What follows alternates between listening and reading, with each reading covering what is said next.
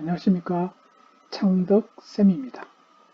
오늘은 CO2 용접 장비 준비에 대해서 강의를 하겠습니다. CO2 용접 장비 준비 책자를 준비를 하시기 바랍니다. 자, 예전에도 이야기했듯이요. NCS란 뭐냐? 요거를 좀 다시 한 번 더 보도록 하겠습니다. 자, NC에는 국가 직무 능력 표준 이렇게 말했어요.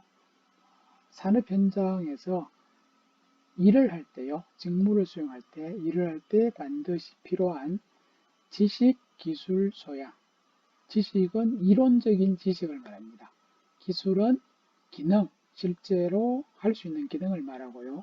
소양은 직장인으로서 가져야 될 어떤 태도라든지 이런 부분을 이제 소양이랍니다. 그래서 국가에서 이제 이런 세 가지 부분을 체계적으로 정리를 했는 것이 바로 NCS 교재라고 생각하시면 되겠습니다. 나머지 부분은요, 한번 쭉 그냥 읽어보셔도 관계가 없습니다. 자, 차례를 이제 먼저 볼까요? 용접 장비, 첫 번째가요, 용접 장비 설치하기. CO2 용접기 설치, CO2 용접기 부속 장치 조립, 요구이신 장비 설치고요. 두 번째는요, 용접용 재료 설치하기, 압력 조정기라든지 송급 장치 연결, 와이어 연결이 용접용 재료 설치하기가 되겠고요. 세 번째는요, 용접 장비 점검하기, CO2 용접기의 명칭 숙지와 조작, 가스누설 점검 및 유량 조절이 세 번째에 배울 내용이 되겠습니다. 학습 1에서 보시면 용접 장비 설치하기에 학습 목표라고 있어요. 이것은 한 번씩 이렇게 보시면 좋습니다. 전에도 이야기했듯이 이 학습 목표가 이 CO2 용접기 설치에서 반드시 알아야 될 가장 중요한 내용이 담겨져 있습니다. 자, 작업 전 CO2 용접기 설치 장소를 확인하여 정리정돈을 할 수 있다. 작업에 사용할 CO2 용접기에 1차 입력 케이블과 접지 케이블을 연결할 수 있다. 지금 이 과목에 대해서 공부를 하시게 되면 이 두 가지를 할 수 있어야 된다. 이런 뜻이 되겠습니다. 필요 지식에서요, 전기 기초에 대해서 나왔습니다.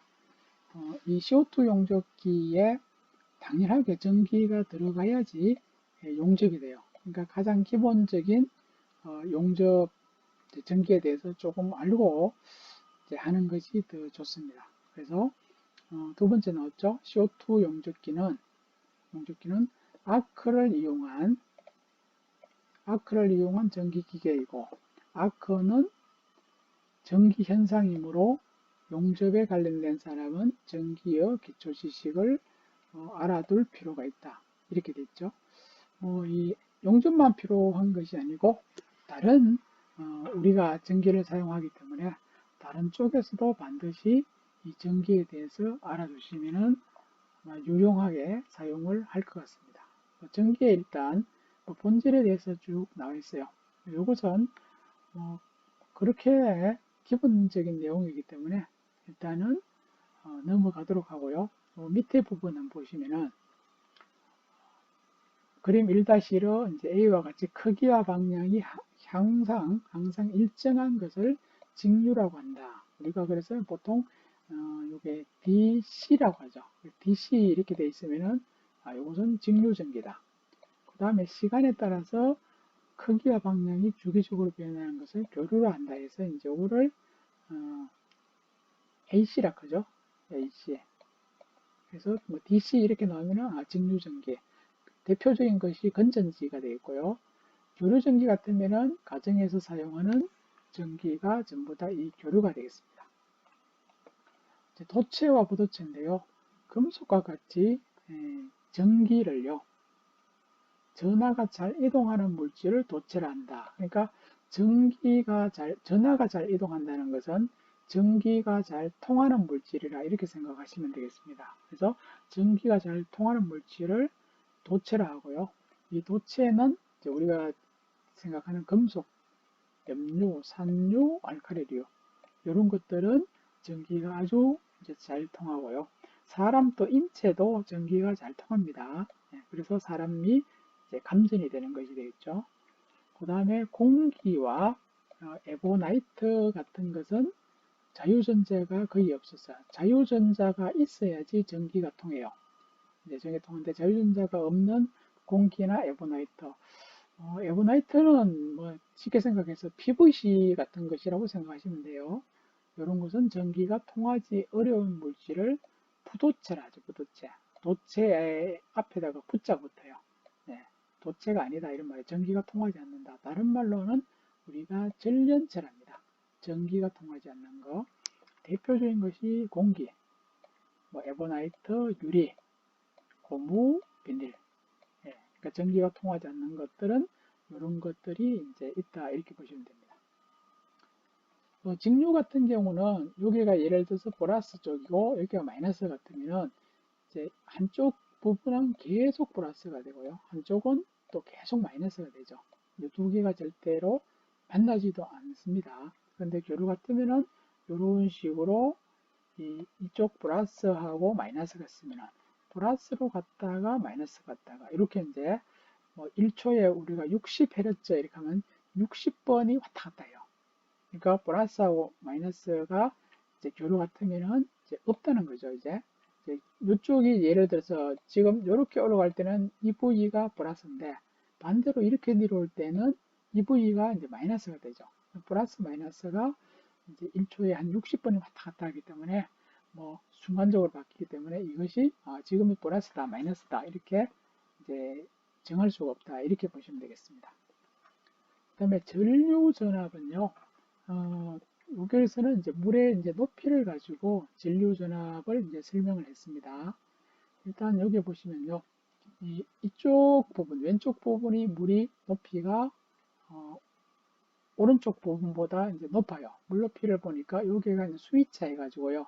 물높이 왼쪽에 오른쪽 부분은 이 정도가 이제 물 높이가 있는데 왼쪽은 이 정도죠. 수위차가 이제 물의 높이에 의해서 높은 쪽에 있는 물이 낮은 쪽으로 이렇게 자동적으로 이렇게 흘러내려오죠. 이제 이것을 이제 전기도 똑같아 이런 뜻입니다. 전기에 있어서에도 똑같이 전위가 높은 쪽이죠. 네, 맞죠? 전위가 높은 이제 전위가 높은 쪽 전위가 낮은 쪽으로 흐른다. 물처럼 전기도 전위가 높은 쪽이에요. 전위가 높은 쪽에 있는 이제 전기가 낮은 쪽으로 이렇게 흘러갑니다. 이런 전위차를 가지고 다른 말로 하면은 전압이라 해요. 전압. 전기의 압력. 그러니까 전기의 압력이 높은 쪽에서 압력이 낮은 쪽으로 이제 흘러가는 이런 현상을 가지고 전위차, 전압인데 전압으로 계속 외우시면 될 것 같아요. 그리고 어떤 도체는 전기량, 여기서는 Q를 이제 전기량이라고 했고요. 그 다음에 W에 2를 했다. 그래서 이 전압은 2로 표시를 합니다.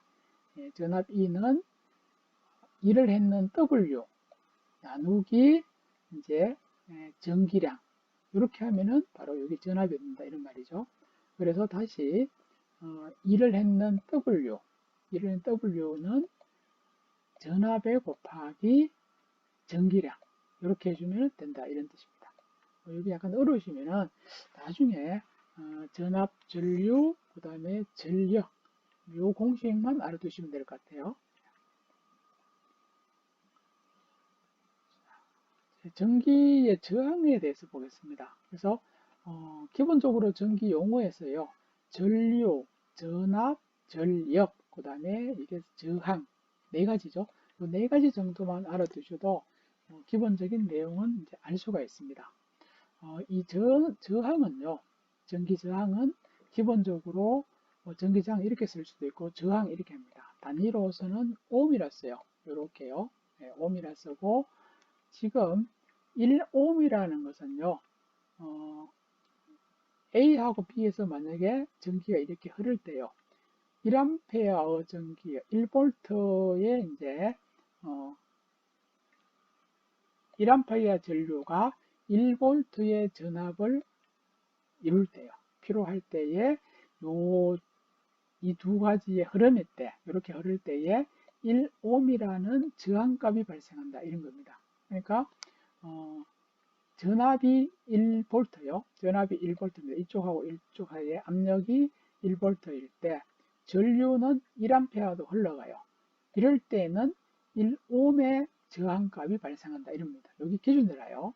그러니까 이제 저항은 1V의 전압 차이에 1A의 전류값이 흐를 때요. 흐를 때에 여기에 전기가 이렇게 1A가 흐를 때에 여기에 이제 저항값은 1옴이라고 하자. 이렇게 만드는 겁니다. 공식이요. 그래서 1옴의 개념을 이렇게 보시면 되는데요. 그래서 이제 옴의 법칙이라 해가지고요. 옴에서는 반드시 이제 전압 전류가 나옵니다. 그래서 공식을 이렇게 보시면요. 이 옴은 전압 V, 전압의 나누기 전류, 전압 나누기 전류입니다. 네, 이 공식이요. 저항이라고 하는 것은 전압 나누기 전류값을 하면은 저항이 돼요. 그래서 다시요.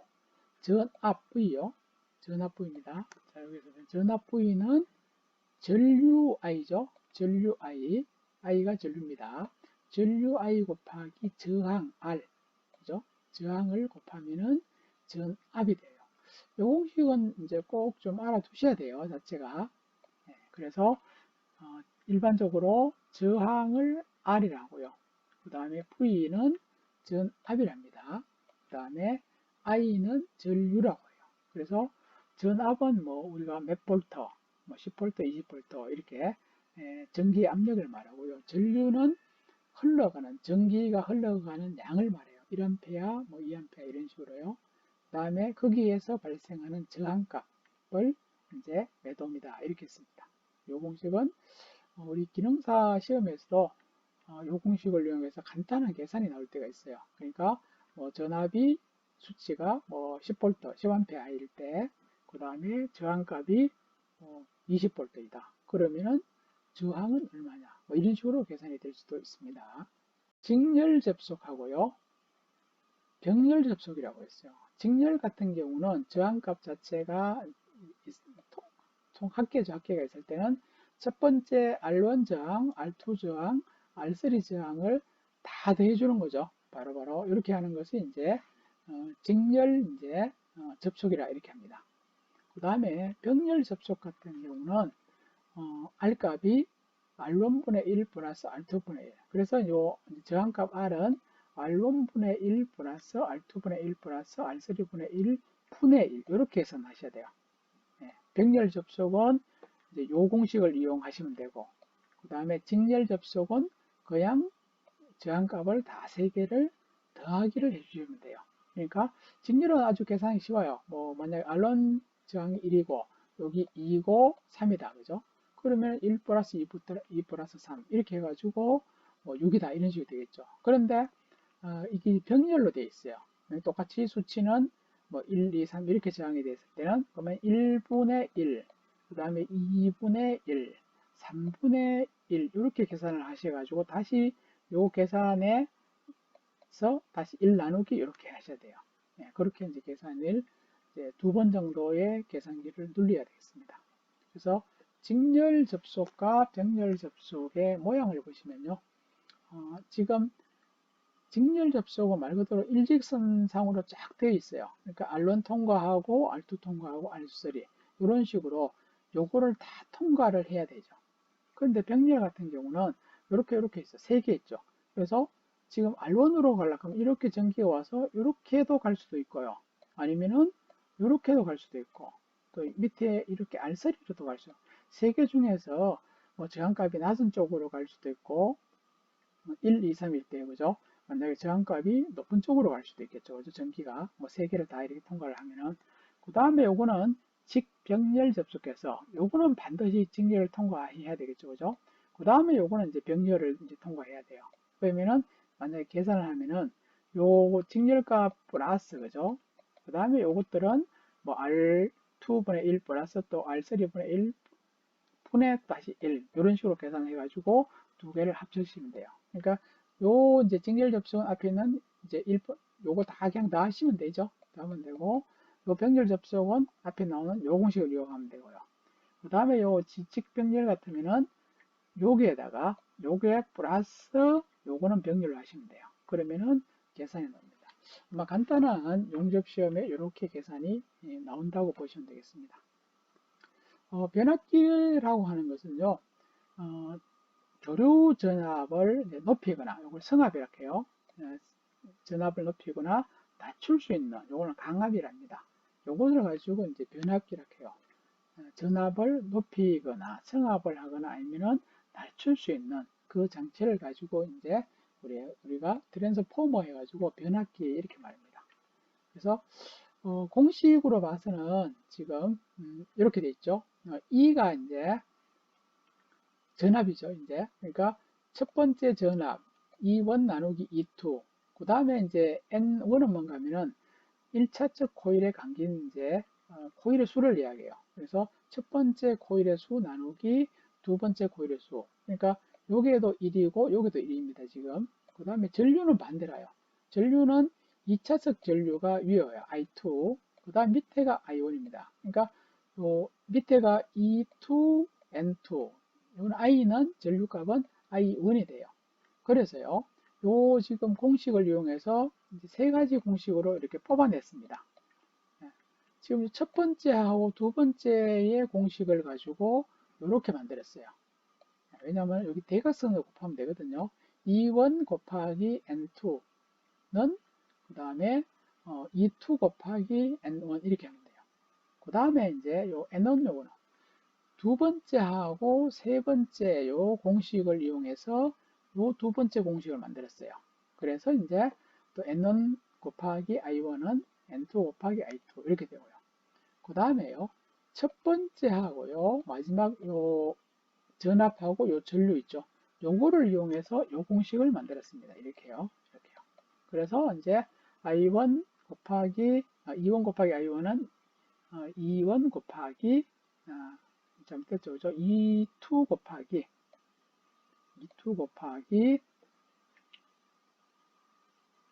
I2가 되겠죠? I2 이렇게 되겠죠? 네, 이런 식으로 됩니다. 이렇게 해서 이제 되는 것이죠.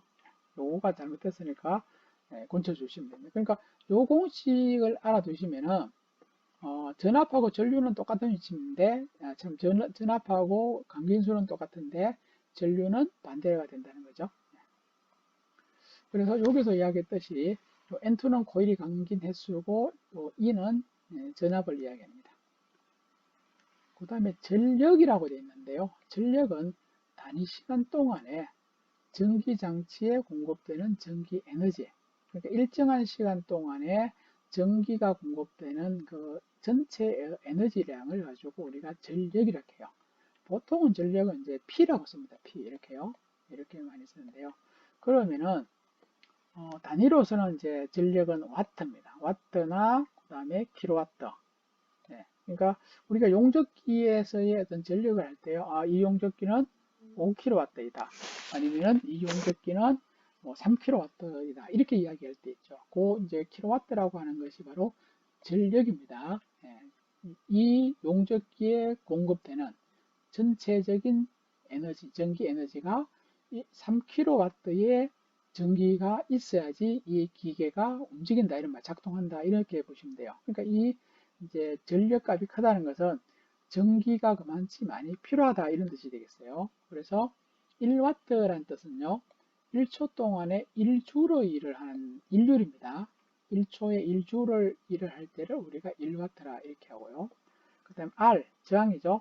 R은 R 저항에 전류 I가 흐르고 그 양 끝에 전압이 E가 있으면은 전력 P 값은요, 이렇게 해요. P는 이렇게 쓸 수 있어요.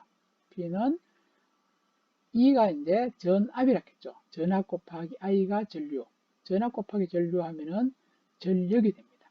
그 다음에요, I 한 가지는 전압이죠. E가 전압의 제곱 나누기 저항.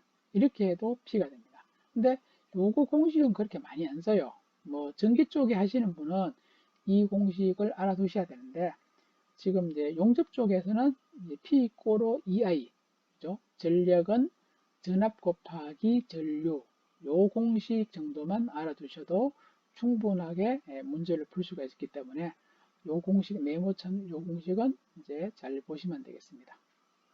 그 다음에 전력 양이라고 붙죠, 양.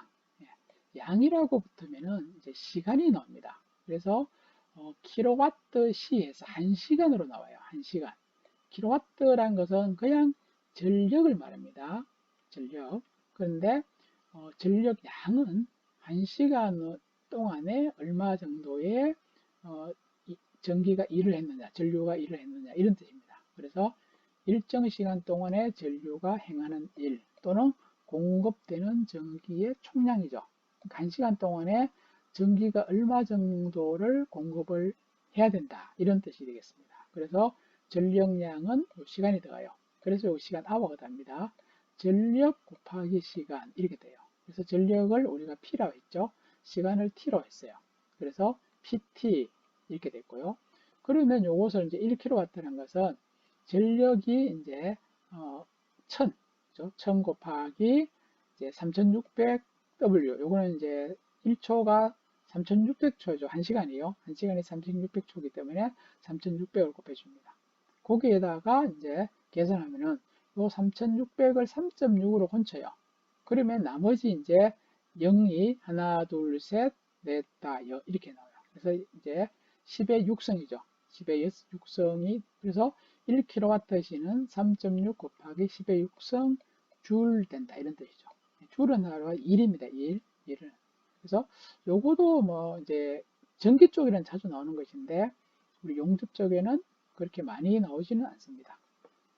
그 다음에 CGS 단위라고 해가지고요. 뭐 MKS 단위, CGS 단위, 이 단위에 대해서 한 번씩 나오는데요. 전기 양을 측정할 때 기본되는 단위로 세 가지가 있죠. 길이가 cm, cm에 C자 있죠. 네, cm. 그래서 여기 C가 돼요. 그 다음에 질량에는 g을 합니다. 그래서 G자가 되죠. 그 다음에 시간은 S자를 써요. 초. 그래서 S입니다. 그래서 cm, g, S를 이용해서 CGS 이렇게 쓴다는 뜻이죠. 그래서 요 밑에 이제 실용 단위를 보시면요. 이제 전류는 기호가 암페어입니다. 암페어요. 요 0으로 이제 암페어 써놨죠. 그래서 전류값은 뭐 I가 낫겠죠. I는 뭐 100A, 200A 이런 식으로 암페어를 쓰고요. 그 다음에 전압은 앞에서 E라고 했죠. E라고 해가지고 볼트입니다. 뭐 10V, 20V, 30V 이렇게 이제 V를 쓰고요. 그 다음에 저항은 R이라 했죠. R은 ohm을 씁니다. ohm. 네, ohm요. 그 다음에 전력은 이제 P라 했죠. P. W 썼죠. W. 이제 볼트. 그죠? 볼트. 그 다음에 전기는 줄. 전기 1은 이제 줄. 이렇게 썼고요. 그 다음에 전기량은 C라고 했는데, 그러니까 지금 제가 봐서는 우리 용접 쪽에서는 요 네 가지 있죠. 네 가지 정도는 알아두시고요. 이거는 이쪽 부분, 오른쪽은 그렇게 몰라도 관계없는데요. 전기량은 C, 여기 콜룸이라고 했죠. 콜룸. 그 다음에 전기 용량은 페릿, 페릿이랍니다. 페릿. 전기 용량. 그 다음에 인덕턴스는 H 해가지고 헨리. 그 다음에 자속은 웨버. 근데 이것은 이제 전기를 하시는 분은 이걸 같이 알아두셔야 돼요. 근데 뭐 우리 쪽에서는 필요 없기 때문에 이런 것도 있다. 이렇게만 알아두시면 될 것 같습니다.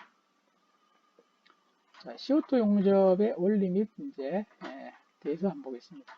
자, CO2 용접은 그림 1-7과 같이 코일 형상으로 감겨져 있는 와이어죠. CO2에서는 꼭 필요한 게 이 와이어입니다. 와이어가 와이어 송급 모터, 와이어를 송급하는 모터에 의해서 자동으로 송급되면서 용접 전원에서 콘택터 팁, 제일 마지막에 이제 이 와이어가 나오는 쪽을 이제 팁이랍니다. 그냥 팁으로 많이 알아주셔도 돼요. 팁에 의해서 통전이 돼요. 전기가 통하는 거죠. 와이어 자체가 이제 전극이 돼요. 전극이 되어서 모재하고 와이어 사이에 아크를 발생시킵니다. 그래서 모재하고 와이어를 용융시키죠. 용융시켜서 접합하는 용접 방법이다. 이렇게 되어 있습니다. 말이 좀 어려운데요. 그림을 이제 한번 보죠. 지금 여기에서는 이제 와이어 이제 스풀이 있어요. 와이어가 감겨져 있는데 이 와이어가 감겨져 있는 것이 송금 모터에 의해서 이렇게 이제 여기서는 와이어 스풀 가까이 있으니까 이제 푸시죠, 그죠? 쭉 이제 밀어요. 이렇게 밀어가지고 팁으로 나오게 합니다. 그럼 팁으로 나오게 되면은 지금 이쪽에서는 플러스 전기가 이렇게 돼 있고요. 모재는 접지가 돼 있어요. 그러면은 이 와이어 자체가 이 모재하고 이렇게 접촉이 되면은 요 중간에 이렇게 이제 아크가 발생한다 이런 말이죠. 이 아크에 의해서 이 와이어 자체가 녹아버리죠. 아크 열에 의해서 녹으면서 요 부위가 용접이 되는 이런 것이 바로 CO2 용접의 원리다 이런 뜻이 되겠습니다. 그러니까 앞에 이제 쭉 설명했는 이 부위 있죠? 이 부위가 바로 이런 뜻이라고 보시면 되는데요. 그 다음에 나머지 이제 이런 공식들이 몇 가지 있어요. 사실은 이 공식은 시험에는 뭐 나오지가 않는 공식입니다. 그래서 우리가 CO2 가스를 이제 이 노즐에서요. 이 노즐에서 옆에 이제 CO2 가스가 나오죠. 이제 같이 나옵니다. 그래서 이 CO2 가스가 이 용접되는 이 부분을 보호를 하게 돼요. 이제 그래서 어떤 식으로 보호하는가에 대해서 지금 이렇게 공식으로 나와 있어요. 그래서 일단 이제 두 개의 CO2 가스하고 이제 열에 의해서 열헬이 분해가 됩니다. 분해해서 이 CO하고 O2 산소하고 두 개의 일산화탄소가 돼요. 금속, 용융금속에 의해서 다시 산성 분위기로 되어서 용융금속이 탈산재가 없으면 산화처리된다. 이 철하고 그죠? 철하고 여기 있는 산소가 만나가지고 산화철이 됩니다. 산화철. FeO가 산화철이 이렇게 해요. 산화철이 되고요. 이 산화철이 이제 금속 쪽에 있는 탄소하고 다시 만나서 철하고 일산화탄소가 이제 된다 이런 말이죠. 그러면 CO2 용접을 끝까지 이제 정접이 다 이루어지게 되면은 철하고 쇠가 녹아진 부위가 이제 철이죠, 그죠? 그 다음에 나머지 발생하는 가스가 요 일산화탄소, 시옷가스죠. 옛날에 이 시옷가스를 우리가 연탄가스라 이렇게도 이야기 많이 했습니다. 그러니까 이 시옷가스는 인체에 사실은 좋지가 않죠. 근데 이것이 이렇게 발생하더라도 이제 공기에 의해서 통풍만 잘 되면은 사람이 흡입만 하지 않으면 큰 문제가 없습니다. 그래서 이 시옷가스가 예를 들어서 이 철 속에 포함이 되면은요, 철의 안에 이제 기공이 생깁니다. 그래서 그런 기공을 이제 여기서는 기포라 했는데 기공이나 기포가 많이 발생해서 이 시옷가스를 제거하는 것이 뭐냐면 탈산재라고 있어요. 탈산재. 요 시옷가스를 제거하는 것이 그런 이제 탈산재가 뭔가 하면 망간하고 규소이다. 뭐 이런 뜻이 되겠습니다. 공속도라는 것은요. 일정한 속도라 이런 뜻이죠. 와이어 송급 속도를 한번 조정하면은 균일한 속도로 송급되는 방식이다. 왜냐하면 이 와이어 자체가 균일하게 쫙 나와야 돼요. 그래야만이 이쪽에서 똑같은 어떤 조건에 용접이 됩니다. 근데 이 송급이 잘못되어 가지고요. 와이어가 뭐 빨리 나왔다가 늦게 나왔다. 이렇게 되면은 이쪽에서 제대로 용접이 안 되겠죠. 그래서 이 지금 송급 모터라든지 아니면 요 케이블 이제 케이블이라는데 이 케이블에 어떤 문제가 생긴다든지 하면은 이 와이어가 일정하게 안 나올 수도 있어요. 그래서 일정하게 이것이 나오도록 하는 것이 용접이 잘 된다는 그런 내용이 되겠습니다. 그 다음에 CO2 용접의 이제 분류에 대해서 보겠습니다. 실제로는 이렇게 지금 많이 돼 있어요. 이제 CO2 가스 아크 용접이 있는데, 크게 봐서 이제 용극식은 와이어 자체가 녹으면서 용접이 되는 것이고, 비용곡식은 이것이 안 녹는 것입니다. 사실은 이 비용곡식은 이렇게 뭐 탄소아크, 등산아크가 있는데, 그지 뭐 사용을 안 한다고 보시면 돼요. 이쪽 부위는 안 합니다. 용극식 중에서도 보면은 반자동, 뭐 전자동, 그 다음에 아크 점용접. 요거는 이제 뭐 우리가 보통 점용접, 스포터 이런 식으로 이야기하고 있고요. 그 다음에 이제 실제로 지금 우리가 하는 것은 요겁니다. 요것이 이제 솔리드 와이어. 네, 솔리드 와이어. 그 다음에 복합 와이어도 있긴 있어요. 네, 그래서 자동이나 반자동이나 전자동에 의해서 그죠? 자동이나 전자동이나 반자동에 의해서 솔리드 와이어를 쓰고 이제 CO2라는 것은 100%의 CO2만 쓴다 이런 말이겠죠. 근데 혼합가스법 같은 경우는 이 솔리드 와이어를 사용하지만서도 CO2나 산소, CO2나 알곤, 그 다음에 CO2 산소 알곤 세 가지, 아니면 이것도 네 가지죠. CO2 산소 알곤 H 헬륨 이렇게 쓰는데 실제 현장에서 이렇게 혼합가스를 사용하는 경우는 거의 없다고 보시면 돼요. 그래서 대부분은 요 방식, 순 CO2에 솔리드에 자동 반자동 용접, 그 다음에 용극식, 이것이 가장 많이 쓰는 방식이라고 생각하시면 될 겁니다. CO2의 특성에서요, 정전압 특성이라 있는데요. 전류가 증가해도 아크 전압이 일정하게 유지되는 특성을 말합니다. 말 그대로 정이죠. 일정하다 이런 말입니다. 아크 전압이니까 전압이 일정하게 유지되는 특성이 정전압 특성이다. 그냥 이렇게만 생각하시면 돼요. 그 다음에 나머지는 사실을 안 보셔도 관계가 없습니다. 여기도 이제 막 복잡하게 되어 있는데요. 이것도 넘어가서 마지막 요주를 한번 볼까요? 자, 이 용접기에 보시면은 솔리드 와이어, 이렇게 색깔이 제가 구리 색깔이 이렇게 쪽구리를 도금해서 솔리드 와이어와 직경이 작은 복합 와이어, 브룩스 코드 와이어, 요거는 이제 색깔이 약간 검은색이라겠죠. 이런 두 가지의 용접봉을 쓴다 이런 뜻이 되겠습니다. CO2 용접의 장단점을 한번 보죠. 먼저 장점을 먼저 보겠습니다. 이것은 용접 이론에서도 자주 나오는 그런 내용이 됩니다. 갑은 전류 밀도가 높아 용입이 깊어요. 용입이 깊다는 것은 이 칠판이 있을 때요. 이렇게 많이 이제 깊이 녹는단 말이겠죠. 이것을 우리가 용입이랍니다. 그 다음에 용접 속도를 빠르게 할 수 있어요. 다른 거, 특히 우리가 전기 용접, 피부아크 용접보다는 거의 2배에서 3배 정도 빨리 된다 했죠. 앞 시간에요. 그 다음에 용착 금속 중에 수소량이 적어요. 수소량이 적을수록 용접했는 이 부위에 기공, 공기 구멍들이 없습니다. 제가. 그래서 수소량이 적은 게 좋습니다. 그리고 내균열성, 기계적 성질이 우수하다. 이 CO2 용접으로 했는데 균열이 잘 발생하지 않고 강도가 높다. 이렇게 보시면 돼요. 단락기형에 의해서 박판도 용접이 가능하다. 얇은 철판도 용접돼요. 대신에 이 박판 용접할 때는 실력이 좀 있어야 돼요. 실력이 없으면은 말 그대로 우리가 빵구 난다 그죠? 용락, 빵구가 일어날 수 있고 전자세 용접도 가능합니다. 그 다음에 아크 발생률이 높으며 용접 비용이 싸기 때문에 경제적이다. 이 CO2 가스도 이제 가격이 싸고요. 그 다음에 이 와이어도 가격이 그렇게 비싸지 않습니다. 그래서 경제적이다. 용제를 사용하지 않아 슬래그 혼입의 결함이 없고, 그러니까 용제가 없어요.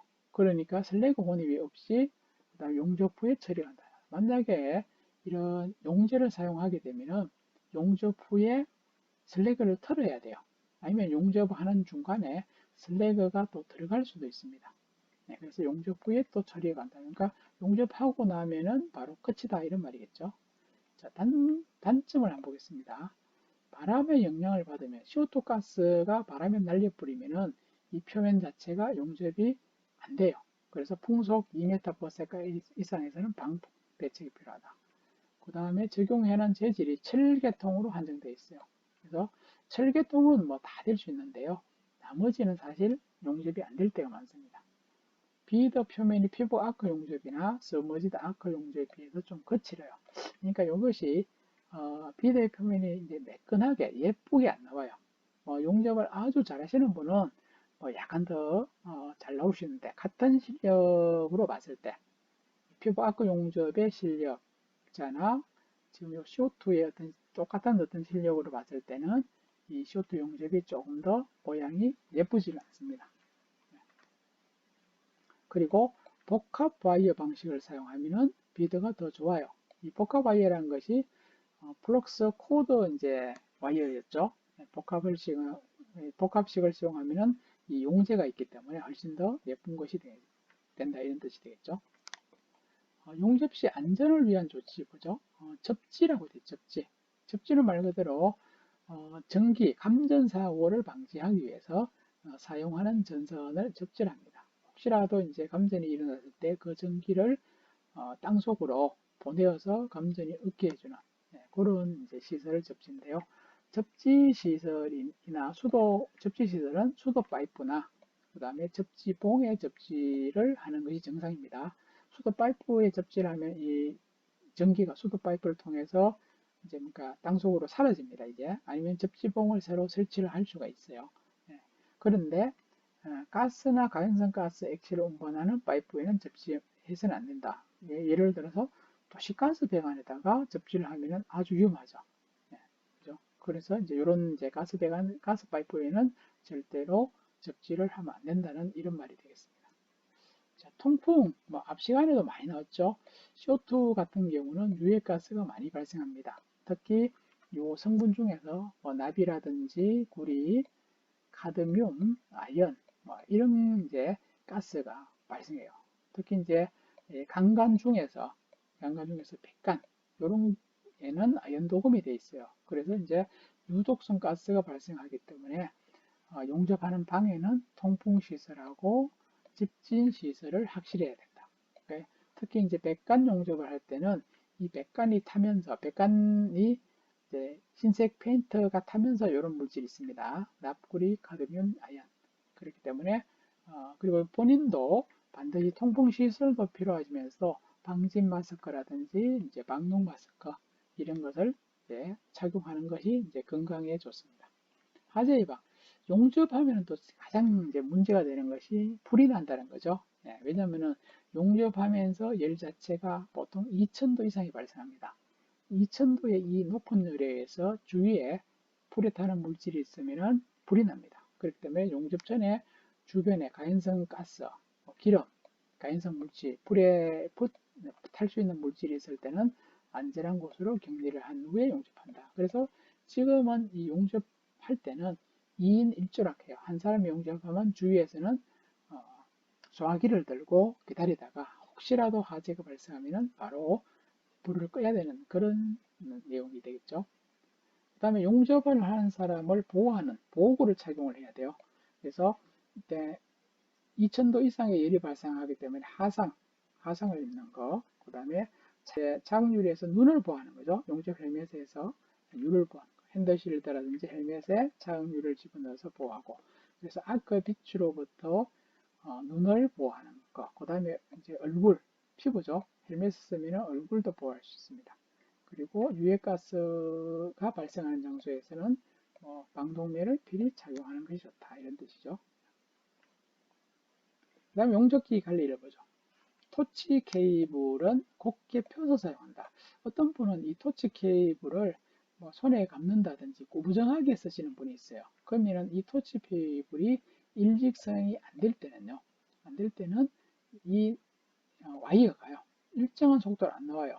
토치가 만약에 이렇게 막 굽어 있어요. 이렇게 강제로. 그러면은 이 케이블 속으로 와이어가 이렇게 빠져나와야 되는데 직선으로 되면은 케이블이 쫙 잘 나오는데 이렇게 굽어 있으면요. 이 와이어가 제대로 잘 안 나옵니다. 이게. 중간중간에 요 안에 스프링이 있어요. 이게. 스프링에 걸릴 수도 있고요. 그러면은 이제 나오는 이 와이어가 이렇게 하다가 이렇게 약간씩 이렇게 멈멈멈 한 번씩 속도가 떨어질 때가 있어요. 그러면은 제대로 용접이 안 되기 때문에 제대로 곱게 펴서 사용해야 되고요.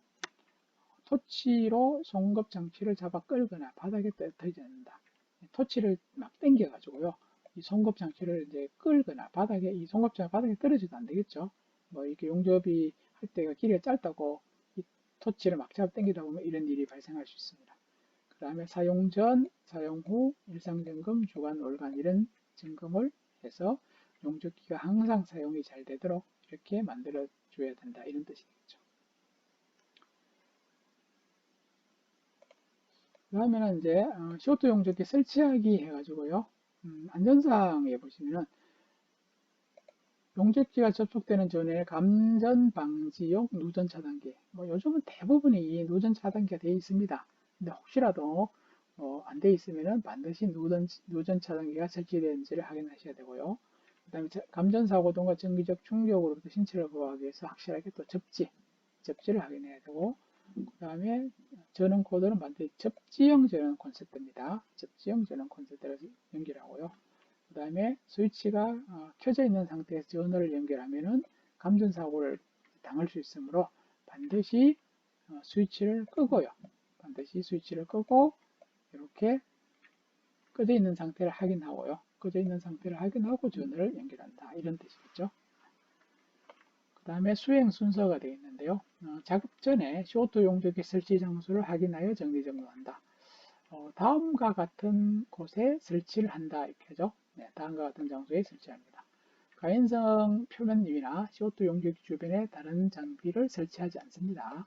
습기가 먼지가 적은 곳, 네, 당연하게 있고요. 견고한 구조의 수평 바닥에 설치하고요. 벽이라든지 다른 장비로부터 30cm 이상 떨어져 설치합니다. 그 다음에 주요 온도는 마이너스 10에서 40도 사이를 유지를 해줘야 되고 바람이라든지 비를 피할 수 있는 장소에 설치한다. 한 6가지 있죠. 기본적으로 요 cm, 30cm 이상에 띄우고 그 다음에 온도 요거 40도 이하, 10에서 40도 그 다음에 습기나 바람이 없는 장소에 한다. 그 다음에 설치 이제 장소에서요. 전격 출력 전류 350A인데 대부분의 CO2 용접기가 350짜리를 가장 많이 써요. 뭐 350도 있고 뭐 400도 있고 500도 있는데요. 350이 사용하는 중에서는 가장 많습니다. 그래서 용접기 앞면에 보면은 350 뭐 A까지 쓸 때가 있어요. 350A 이런 식으로 많이 쓰는 때가 있는데요. 보면은 여기 300짜리도 있어요. 뭐 300짜리 사면은 300A, 400짜리는 400A, 500A 이렇게 있어요. 이 수치가 암페어죠. 이거는 350 암페어까지 쓸 수 있는 것이다. 이러는 것인데, 요것이 있고요.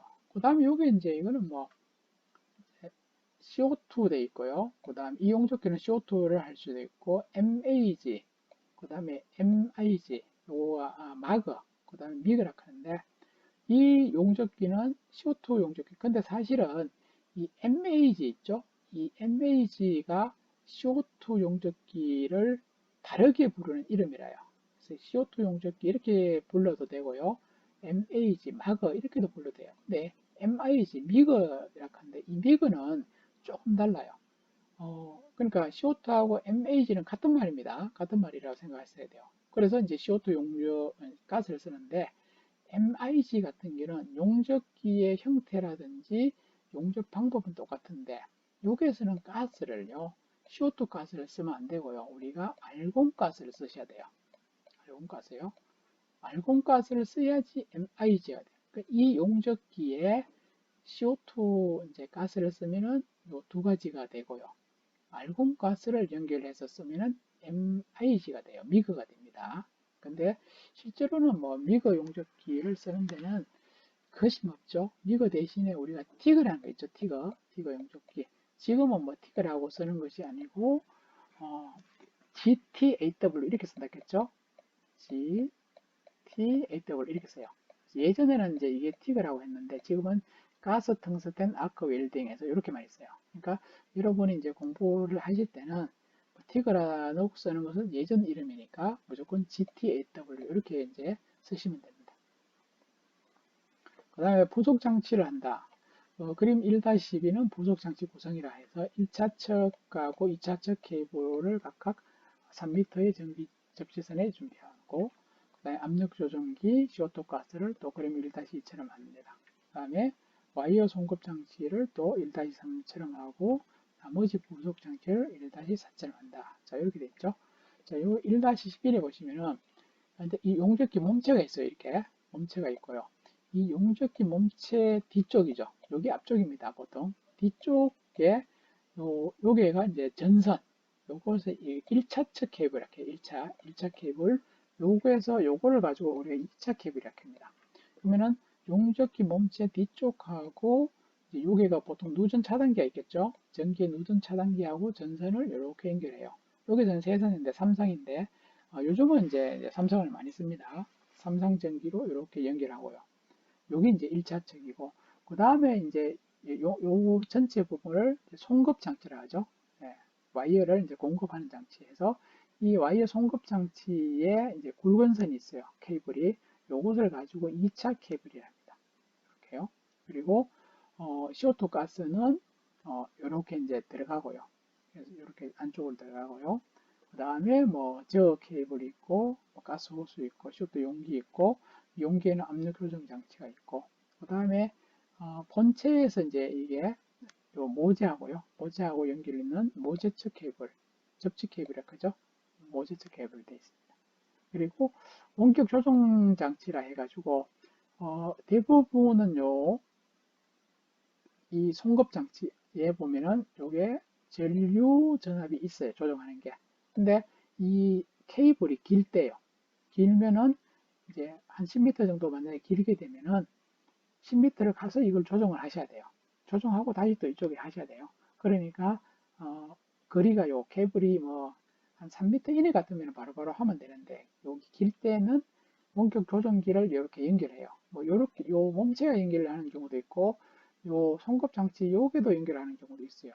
회사에 따라서. 그래서 일단은 연결해 가지고 이 선도 길게 하는 거죠. 한 10m 정도로 길게 해가지고 용접하는 이 토치 옆에 놓고 바로바로 조정을 할 수가 있습니다.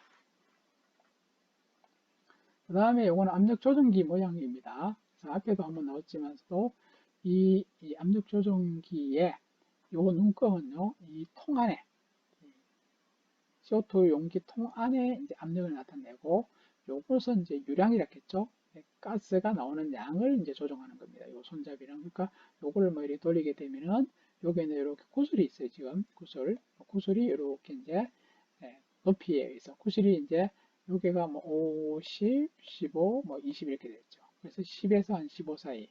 아니면 이제 요 모재 두께가 두껍다든지, 이럴 때는 15에서 20 이런 식으로 이제 조정하는 것이죠. 여기 압력 전체를 압력 조정기랍니다.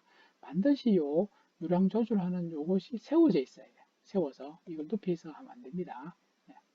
그 다음에 요거는 이제 CO2의 용기입니다. 그래서 용기를 보관할 때는 이렇게 묶었어요. 이렇게 묶어서 이게 넘어지지 않도록 전도를 방지한다 하는데 이렇게 쓰셔야 되고 그래서 이제 색깔은 청색이죠. 청색에 뭐 탄산가스 아니면 이제 원소기호로 CO2 이렇게 합니다. 여기 이제 와이어 송급 장치인데요. 요게가 이제 와이어가 들어가요. 그래서 요게 앞 시간에도 한 번씩 나왔어요. 요 송급되는 요 모다, 요건 롤러죠. 롤러. 감 롤러고 요건 밑에 있는 롤러입니다. 그리고 여기에서는 지금 안 나오는데요.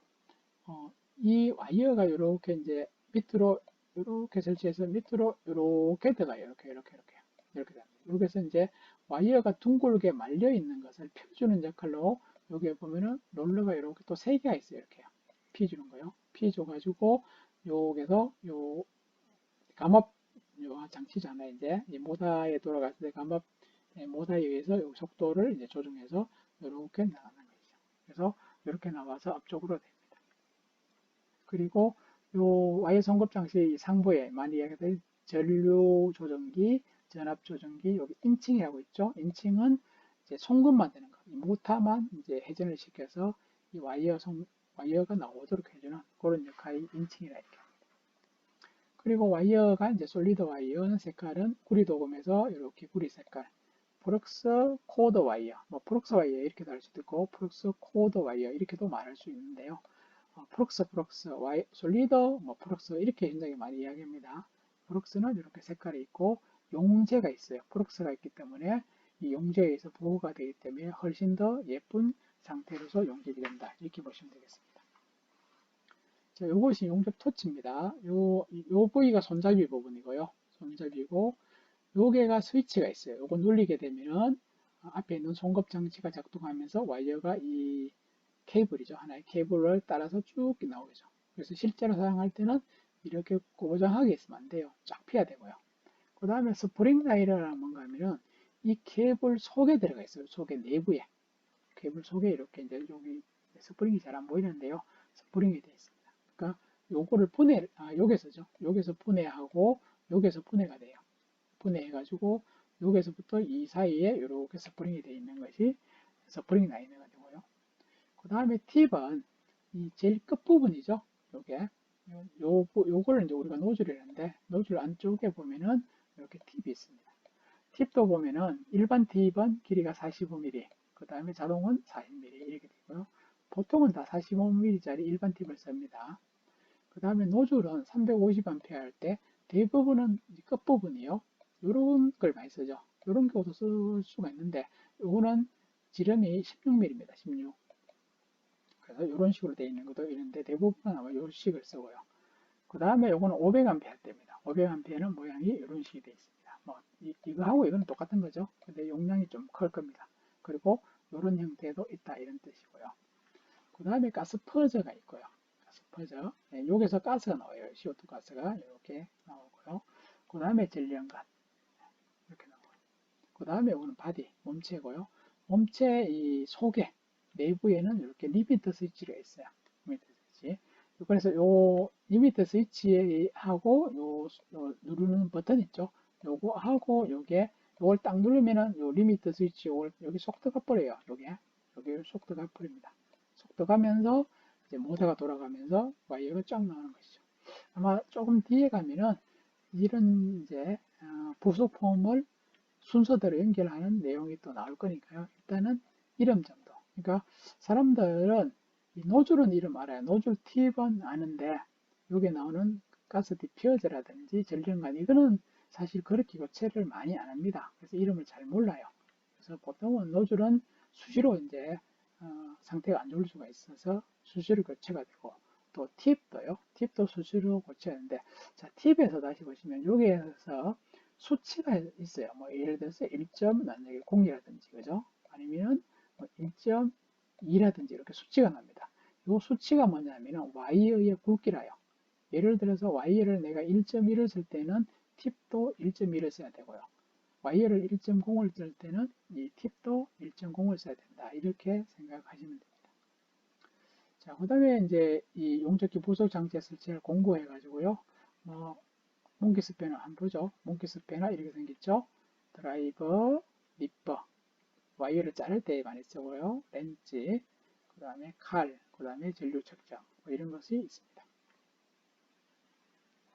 이번에 작업에 사용할 CO2 용접기 1차 압력 케이블과 접지 케이블을 연결한다. 요거는 그림의 1-15에 보시면요. 일단은 예를 들어서 용접기를 설치할 때 전원 스위치를 차단하고 수리 중 이런 걸 붙여놔야 돼요. 만약에 이걸 안 붙이고 만약에 하다가 모르고 이 스위치를 올렸을 때는 감전이 됐단 말이죠. 그러니까 반드시 용접기 전원 용접기를 수리할 때, 용접기를 설치할 때는 이렇게 요걸 붙여줘야 됩니다. 그 다음에 일자 케이블 한쪽과 압착 단자를 이용해서 고정하고 용접기 후면에 압력 단자에 이제 체결한다. 그 다음에 반대쪽에 삼성 주전원 스위치와 연결하고 접지선의 한쪽 끝을 용접 케이블을 접지 단계에 연결한다. 이렇게 됐어요. 자, 이것이 그 내용인데요. 요거는 이제 우리가 누전 차단기죠. 누전 차단기의 세선, 삼상이자 그래서 세선이 이 용접기 몸체 뒤쪽이에요. 몸체 뒤쪽의 모양은 이렇게 생겼어요, 지금. 그래서 요 선하고 요 세 개의 선을 연결시켜주죠. 연결시켜줘요. 그래서 이제 그리고 이 몸체에 지금 이 선을 또 이렇게 접지를 또 해줍니다. 접지. 이런 식으로 이제 전기, 그러니까 요걸 가지고 우리가 1차측 이렇게 해요. 이렇게 들어오고 이런 식으로 되는 거예요. 2차측 케이블 연결하는 방법입니다. 그 다음에 2차측 케이블은 용접 우리가 토치락 하는데요. 그림 이제 2차 케이블 두 개 한쪽 끝에 압착 터미널. 압착 터미널은 여기 보시면은 요거죠. 빨간 거. 이런 거. 네. 전선하고 전선을 여기다 딱 압착 이 터미널에 집어넣고 딱 찝죠. 집어가지고 하는 거. 이런 것들이 전부 다 압착 테이블이죠. 네. 이렇게 해서 연결을 한다. 용접기 전면의 단자 컵을 들고 케이블에는 양극 나는데 언급을 하고 볼트 너트로 반드시 연결한다. 양극 단자에는 반대편을 와이어 송급 장치, 플러스 단자에는 와이어 송급 장치 어댑터하고 연결하고요. 음극에서는 이제 모재하고 연결한다. 이거 바뀌시면 안 돼요. 네.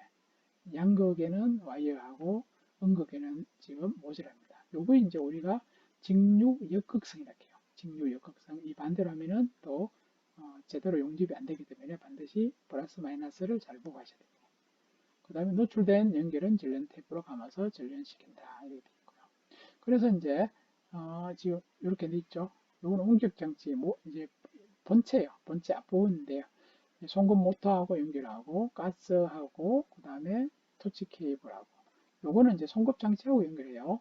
네. 그 다음에 모재하고 요거는 이제 마이너스 극이죠. 마이너스 극은 모재하고 연결해요. 그러니까 이 송급 장치하고 연결하는 것이 모터, 가스, 토치 케이블 세 가지입니다. 세 가지는 송급 장치하고 연결하고, 모재는 따로, 접지 케이블은 따로 이렇게 모재하고 연결을 해줍니다. 그 다음에 이제 원격 조정은 여기에다가 이제 꼽아야, 이렇게 꼽아가지고 앞전에 원격 조정기 넣었죠? 아주 길게 쓸 수 있는 요거를 만약에 사용을 하지 않으면은 송급 장치에 있는 요 전류 전압을 사용을 하셔야 됩니다. 요것이 앞에도 나왔던데 반드시 전기를 차단을 우회한다. 그리고 마이너스에는 모재 접지를 하시고 플러스에는 토치를 해야 된다. 요렇게 하는 것을 직류 역극성 이렇게 말합니다. 그 다음에 원격 조정 장치는 9핀에 커넥터를 연결한다. 이렇게 되어 있습니다. 자, 여기까지 하겠습니다.